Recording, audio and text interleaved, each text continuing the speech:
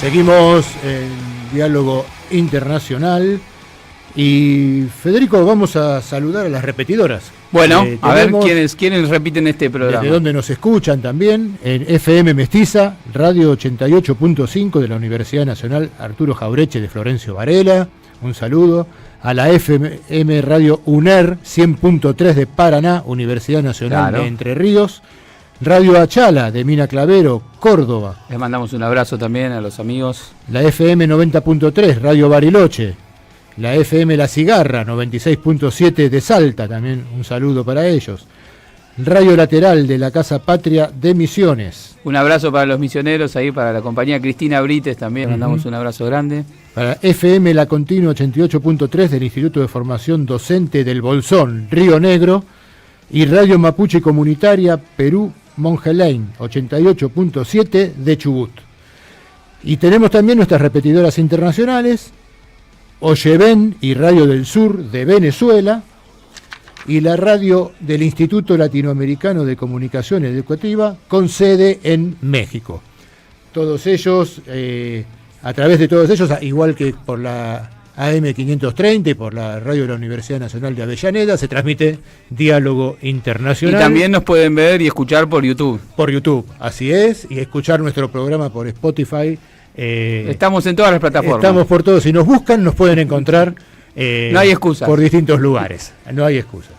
Y recordamos que hoy estamos sorteando un libro como todos los sábados, en el caso del día de hoy es el libro China sin prejuicios, que es una compilación realizada por Maxime Vivas y Jean-Pierre Page, con distintos artículos sobre los prejuicios que tiene Occidente en la mirada sobre China. Realmente es un muy buen libro, muy interesante, así que quienes quieran participar del sorteo, como siempre, se comunican con nosotros, mensaje escrito de texto, le pedimos, no audio que no lo podemos escuchar aquí, al 11 3200 0530.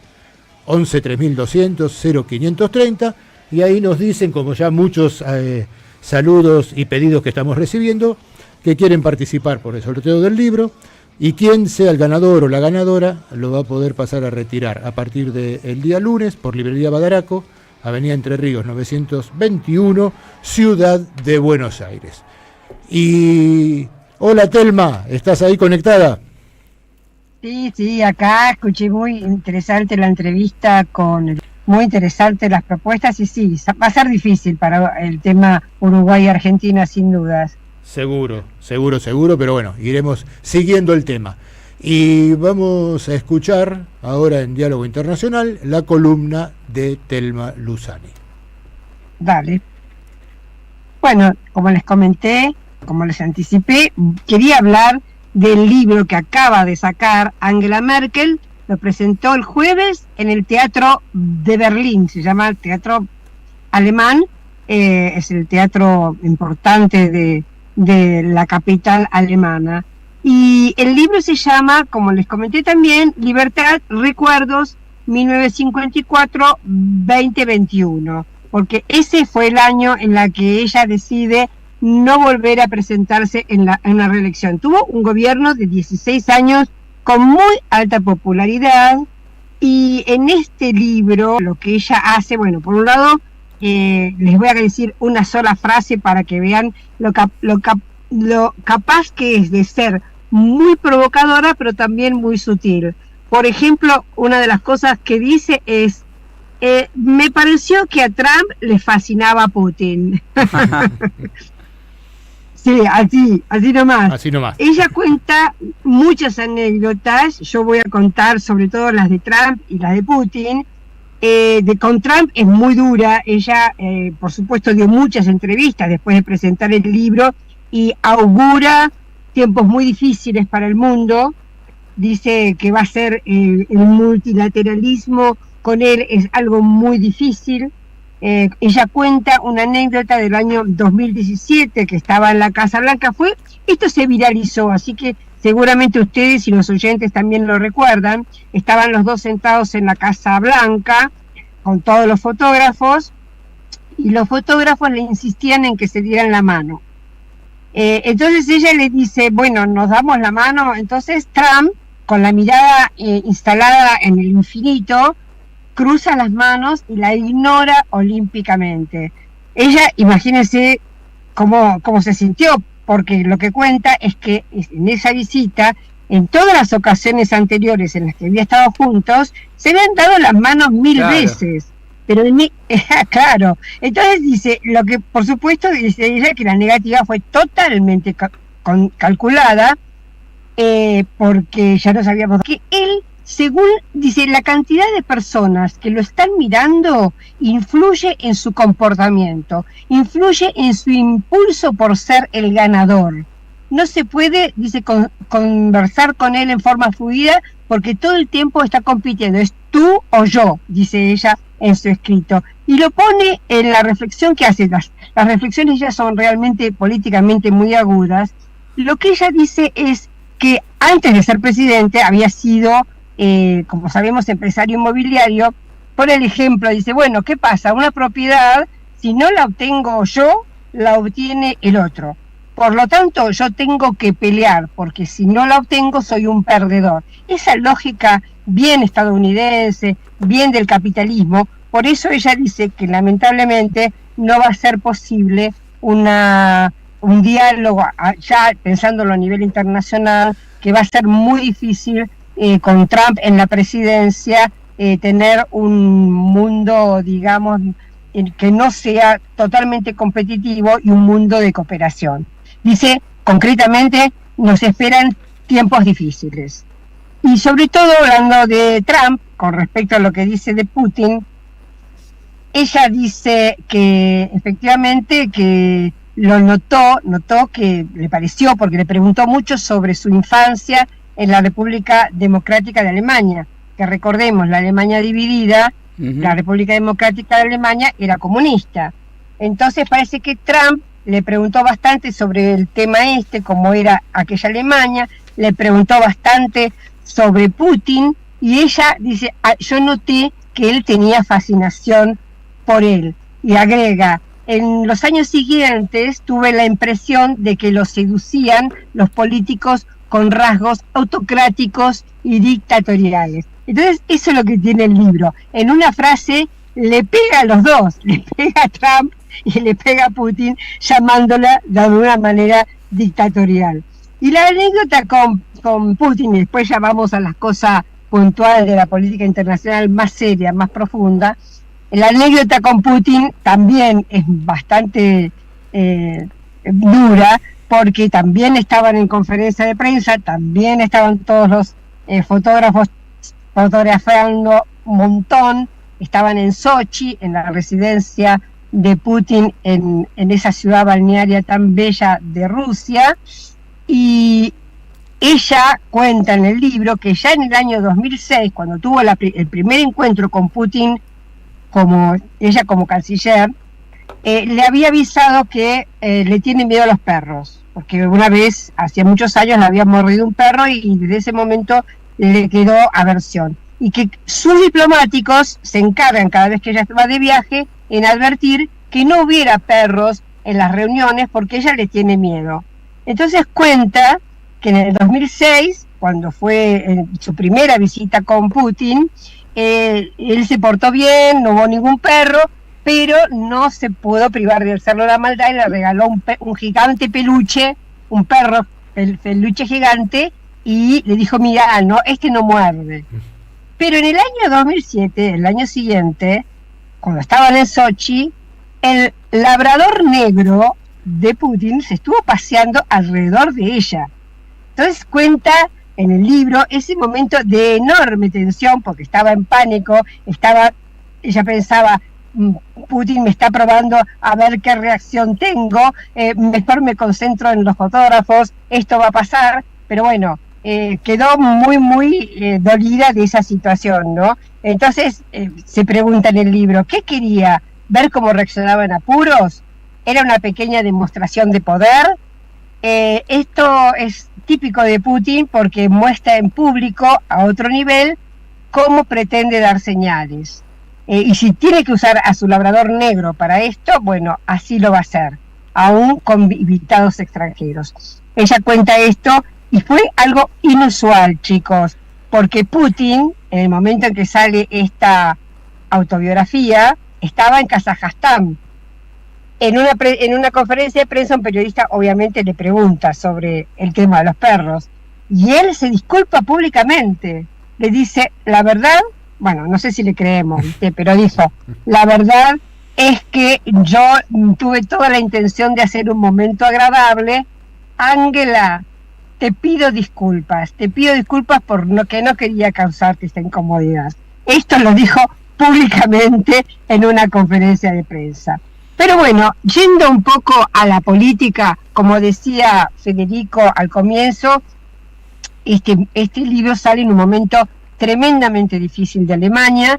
El actual canciller, que fue su sucesor, Olaf Scholz, de otro partido, ella es de la Unidad Democrática Cristiana y él es socialdemócrata, está pasando por un momento muy difícil. El 6 de noviembre se quebró su coalición, eran verdes, socialdemócratas y los liberales se fueron, renunció o Olaf Scholz lo echó.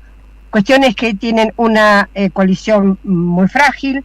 La oposición le ha pedido que se someta a un voto de confianza por el Parlamento, cosa que va a pasar el 16 de diciembre, y si el Parlamento no lo apoya en su mayoría, va a tener que llamar a elecciones adelantadas en febrero. Esto a nivel político. Pero ¿por qué esta situación? Y es porque la situación económica en Alemania está muy mal. Fíjese usted, yo tengo acá algunos datos. Por ejemplo, el Instituto SEU, que mide la confianza económica y la de los mercados, indica que Alemania cayó de 13 puntos que tenía en octubre a 7 en noviembre. Hay 33%, ha aumentado el 33% la quiebra de grandes empresas.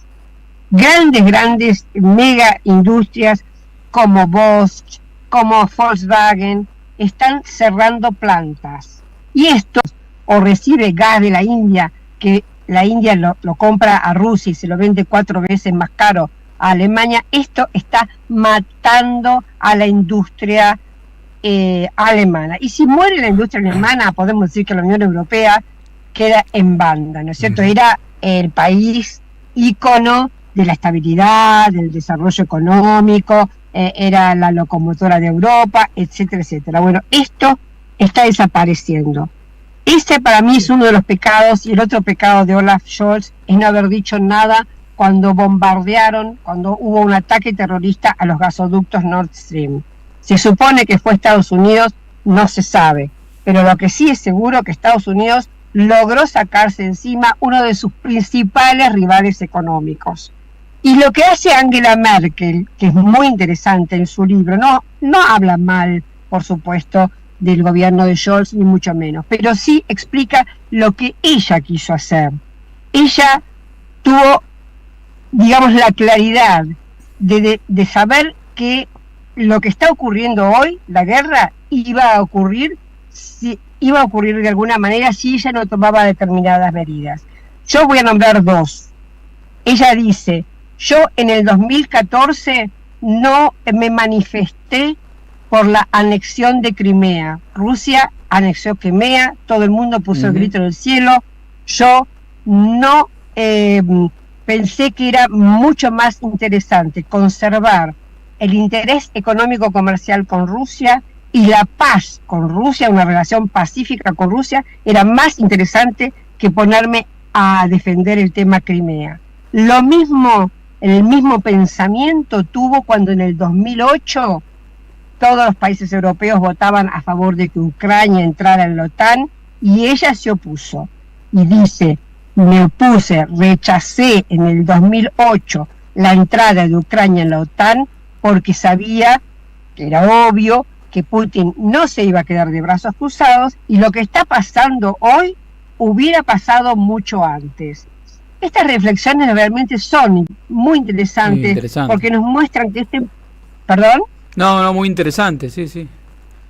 Claro, que demuestran que este mundo de hoy era evitable con políticas inteligentes y estratégicas como las que tomaba Angela Merkel. Igualmente, como les comenté antes, está siendo muy criticada. Pero bueno, su visión estratégica es esto, ¿no? Ella dice ahora en las entrevistas, dice, de lo de Ucrania ha comenzado lamentablemente una nueva era en las relaciones de Europa con Rusia y esto no nos va a traer nada bueno. Ella en ese sentido es un poco escéptica, pero subraya, que me parece lo interesante, cuáles fueron los errores graves que cometieron en estos últimos 2 años en Europa, ¿no? Y que explican este vuelco que está en la política energética, este vuelco en la diplomacia, este vuelco en la militarización, este mundo al que Europa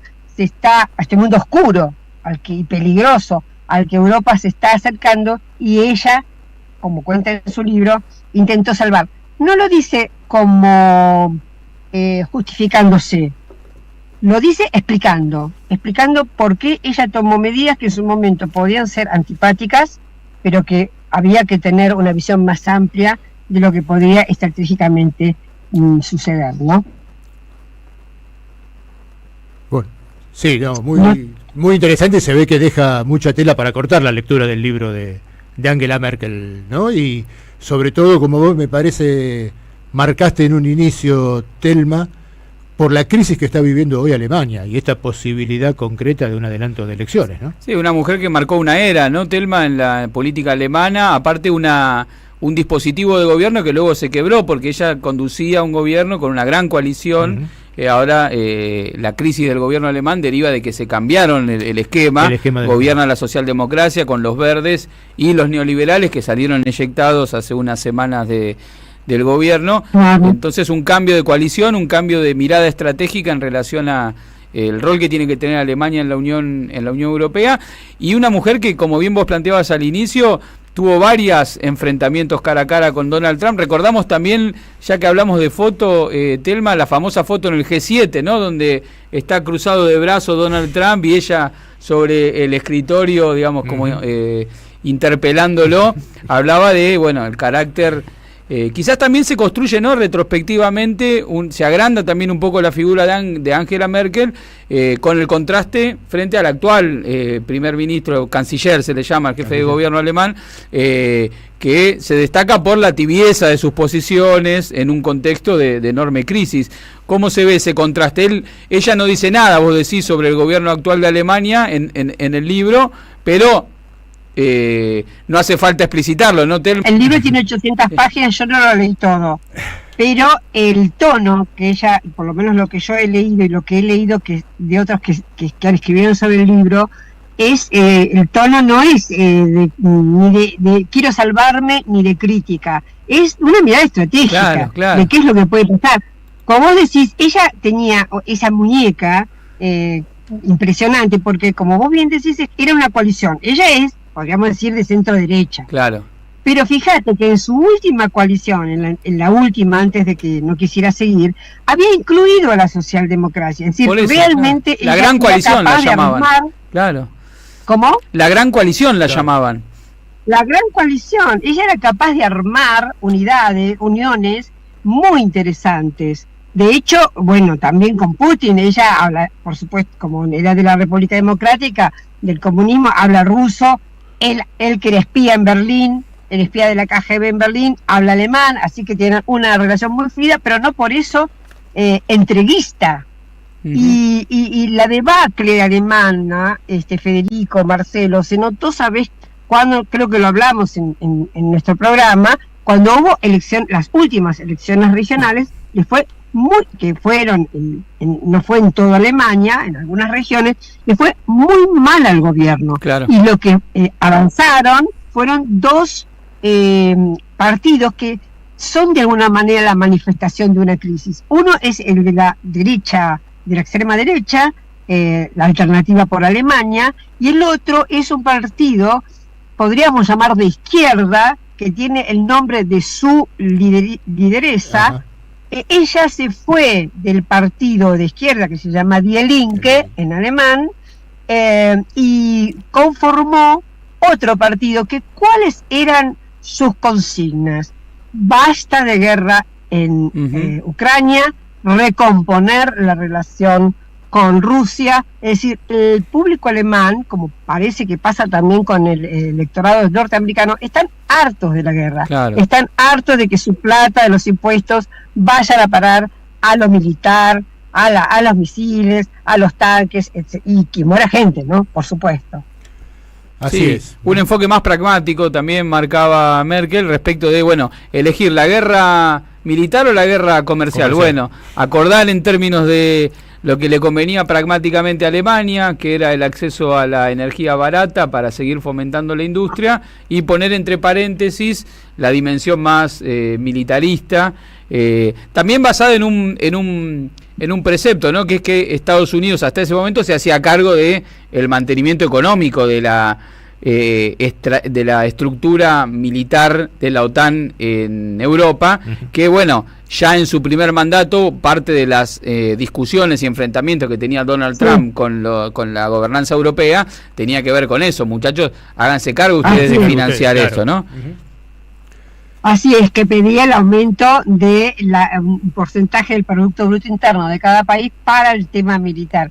Y ahora lo que aparece como, todavía es un poco pronto decirlo, pero que sí aparece como un nubarrón en el horizonte, es la posibilidad de que el gobierno de Donald Trump ponga aranceles Así es. a los productos europeos, así como ya anunció que va a ser el 100% a China, también Europa, porque él es un proteccionista nato, él va a querer que la industria norteamericana florezca. Entonces, no solo se saca encima a su rival alemán, serio, ¿viste? Y ponen apuros a sus propios aliados con estas políticas, ¿no? Y vamos a ver ahí un proceso sumamente conflictivo también con esto. Sí, lo quiero ver a Zelensky también, claro. de cómo se acomoda ahora ante la nueva realidad, donde gran parte de la economía ucraniana depende de la deuda externa contraída con grandes capitales, fundamentalmente norteamericanos, BlackRock y otras grandes compañías que son quienes han financiado la deuda ucraniana para esta aventura bélica, y con Donald Trump, que le va a poner un límite muy claro respecto del apoyo económico y militar al régimen de Zelensky. Entonces, ¿qué va a pasar con todos los países europeos que se embanderaron detrás de esta política militar norteamericana, que tuvieron, digamos, condiciones negativas en términos económicos, teniendo que afrontar políticas de ajuste sobre su propia población, que generaron crisis política dentro de sus gobiernos, y ahora cambia la regla de juego? Y bueno, a ver de dónde se amacan. A ver cómo vienen, ¿no? Y no olvidar nunca que BlackRock ha comprado 1000 hectáreas en Ucrania. Sí, sí, ¿no? Sí.